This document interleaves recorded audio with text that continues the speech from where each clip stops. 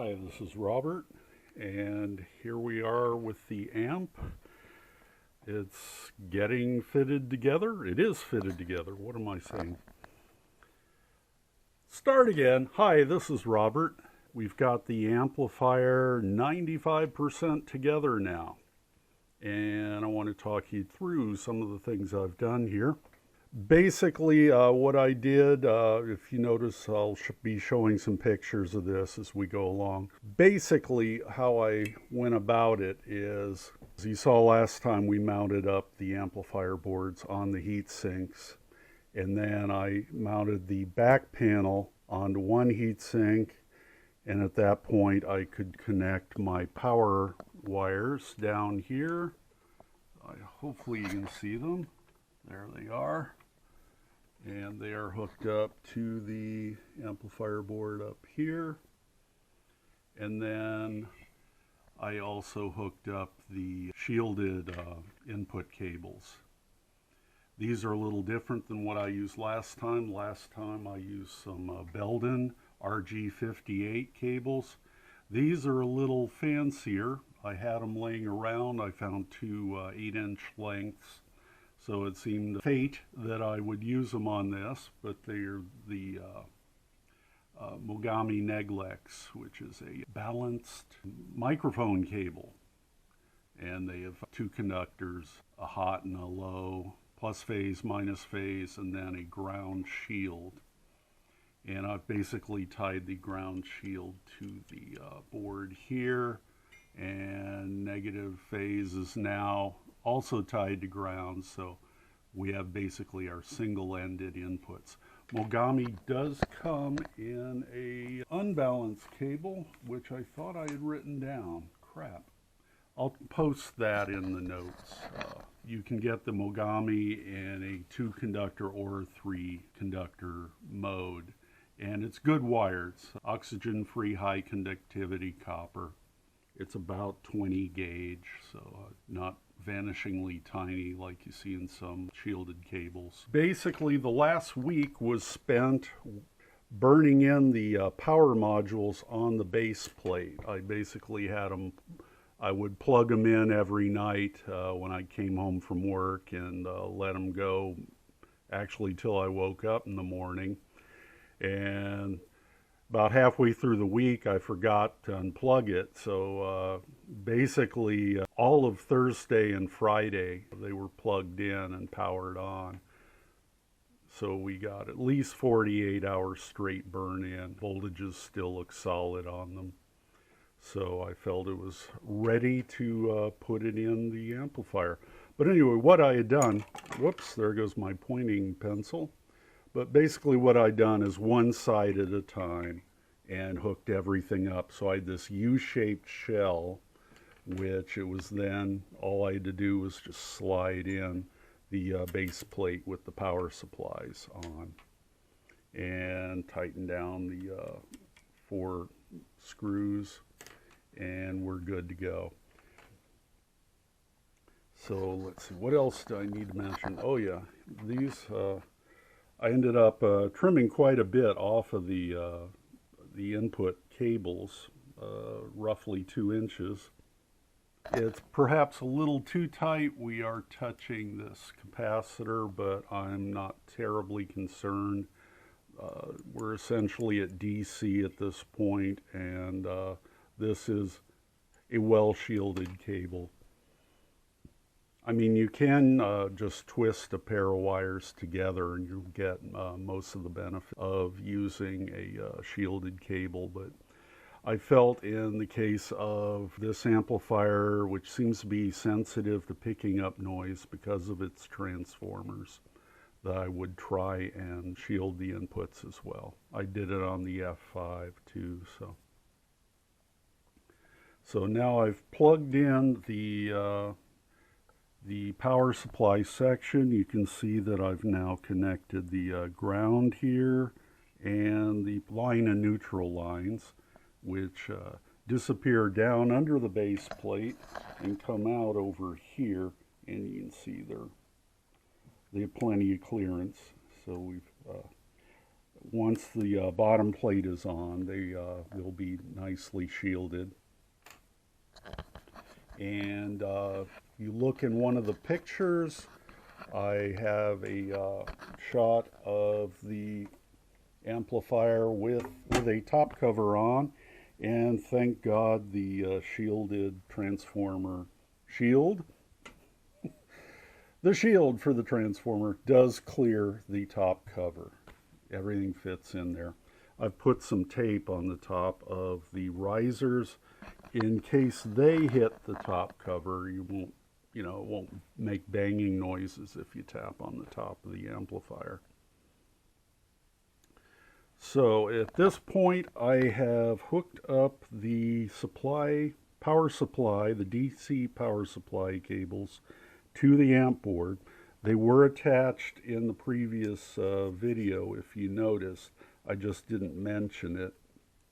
But you want to get these on prior to mounting up the circuit board. I also lengthened the, lengthened the blue LED lines so that they can reach the front panel. Because the idea is,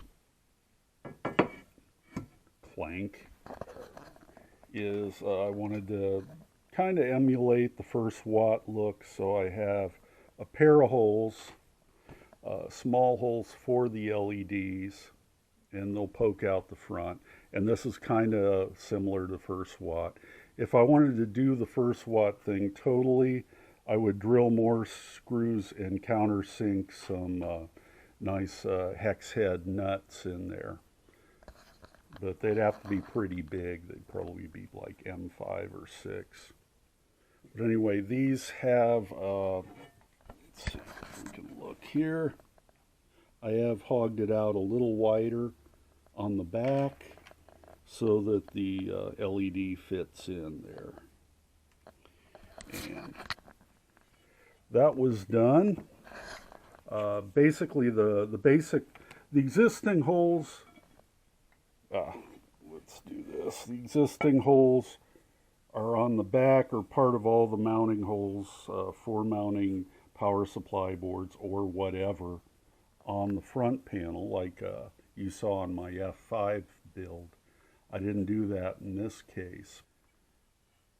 All I did was take the top two furthest out on these four and just drill them out, first with a 3/32 bit, and then about halfway down using a 13/64 bit.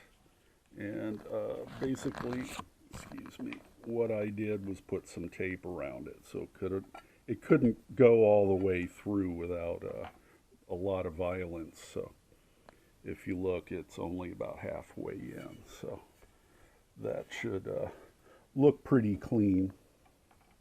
Have I covered all the points I wanted to talk about? Probably not. But anyway, things are looking good. If you notice, I've only hooked up one set of power wires. I totally recommend that you power the amplifier up one board at a time, since they are going to be coming up with the bias pot turned fairly high up, well, about halfway up. And you want to notice you want the ability to see quickly if there's something wrong with that amp channel. And if you're trying to monitor both, you need a hell of a lot of meters. So I'd rather just put all my meters on the one channel, power them up one at a time. So we have the power wires hooked up here. And basically I just soldered them in from the front face and made sure that the joint got hot enough that the solder flowed through to the other side. So in part 2 of this video, we'll probably be powering up the right channel. I don't know why I chose the right channel, just seemed easier to reach.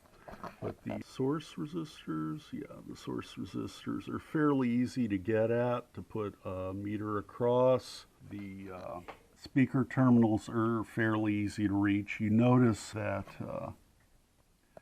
we really don't have an issue with the clearance on the right channel 1, despite it being fairly close to the power supply. So sigh of relief there. Also have pretty good clearance here where the power cables connect to the switch unit.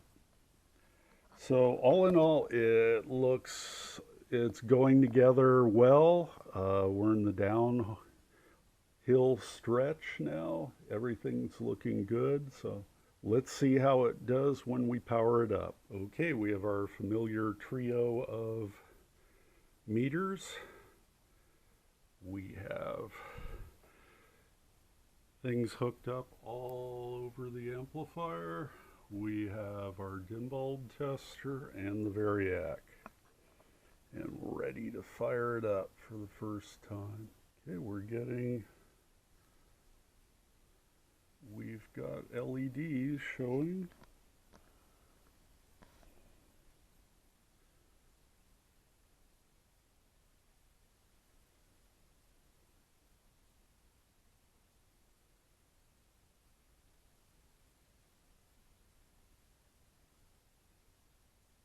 Not showing much at all in terms of bias.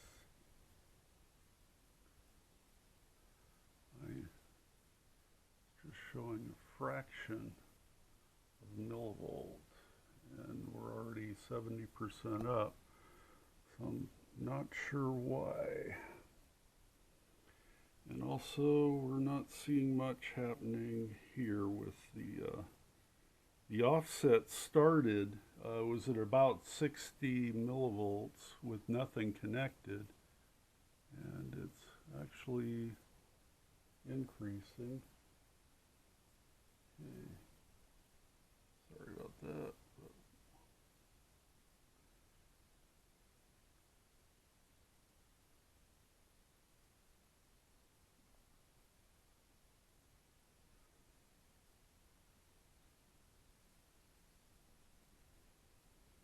We're at 100%, and I see 8, 9 millivolts, 10 millivolts. Not sure, that doesn't seem right. So I'm going to run it back down. Look, let's see, is there anything I've forgotten?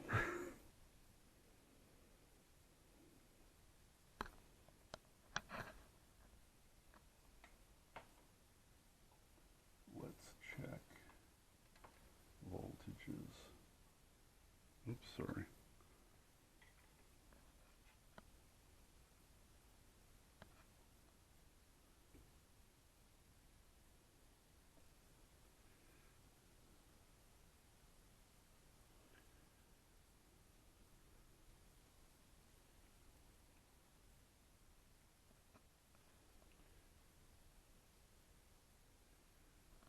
So our supply voltages are good.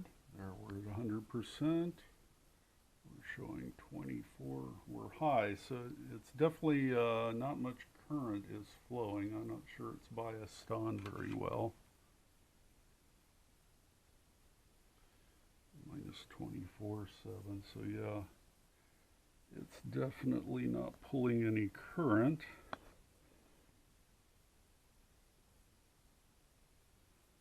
Nothing feels hot.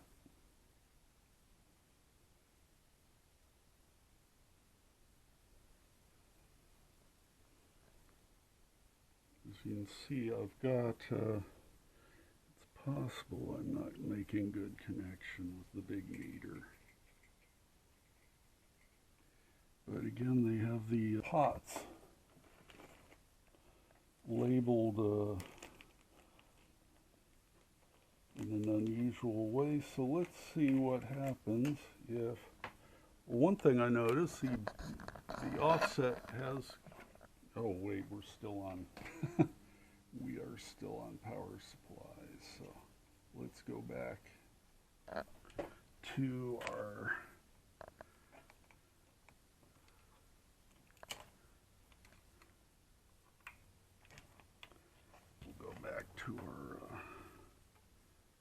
output here. Let's see. Oh, I'm getting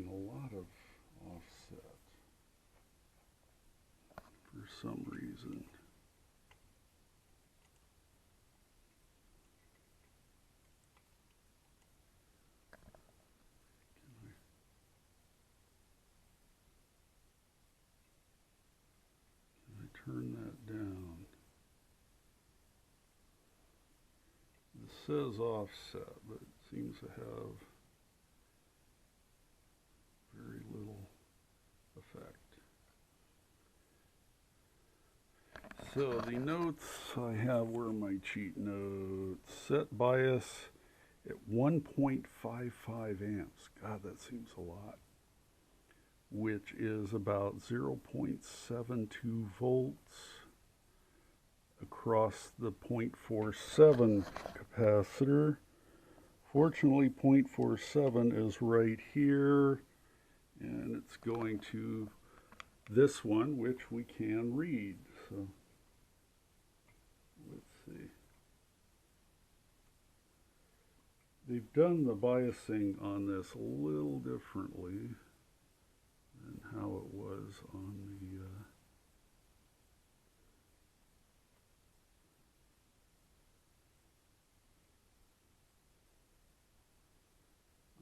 720 millivolts. Wow. It seems. Yeah, see, we're getting a volt of offset now, which I don't like.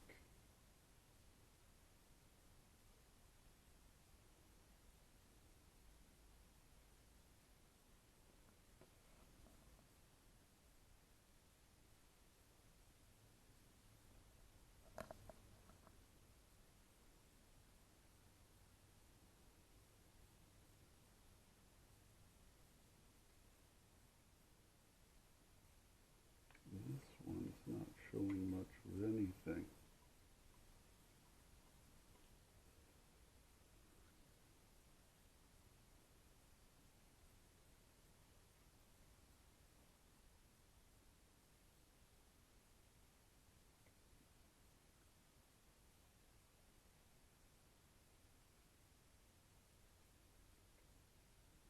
Something tells me I have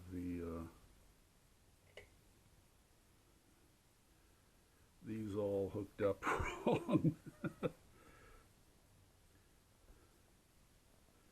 Because that's reading more like what the bias should be.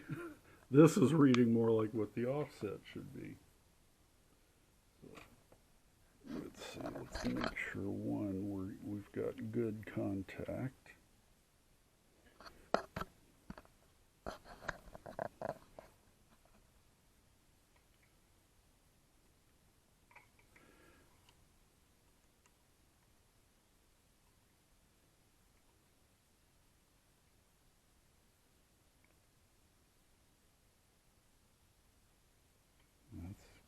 Taking the bias, it's taking the bias down. If you look at the center pot, bring it back up. The bias is slow to respond due to the 1000 mic cap that's in the circuit. Let's see if we can show you that. You have this capacitor here, which does slow down the response to the bias.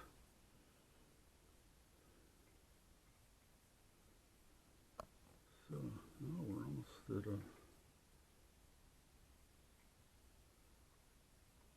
100 millivolts.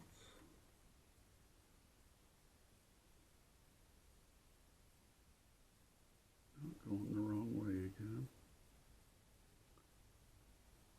100 millivolts. And then this one would be,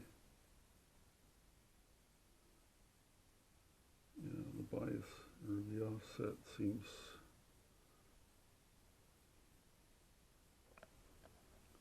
ridiculously high. Something seems wrong here.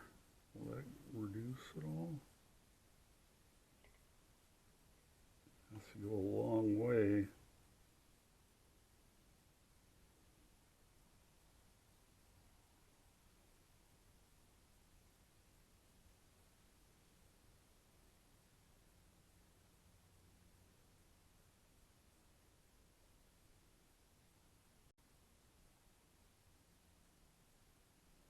Okay, so the bias is coming up on the big meter and the offset's going down a bit on the Radio Shack meter. But it still doesn't seem like it's working out right. Looks like I have some offset. Let's see. Let's wait and see what happens. That's horrible in terms of offset.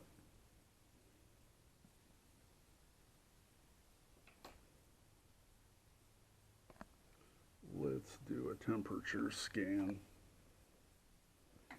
If I can get at them.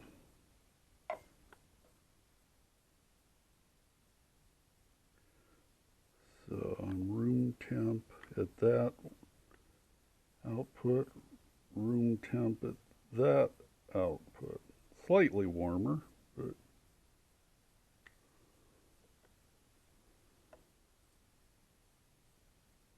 yeah.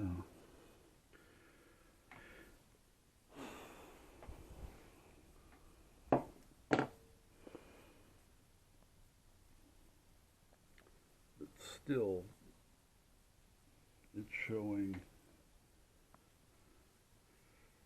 almost 0.3 of a volt on the output. Yeah.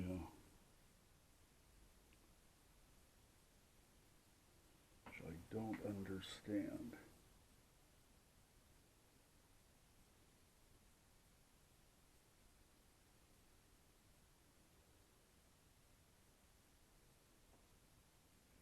Well, I'm going to run this down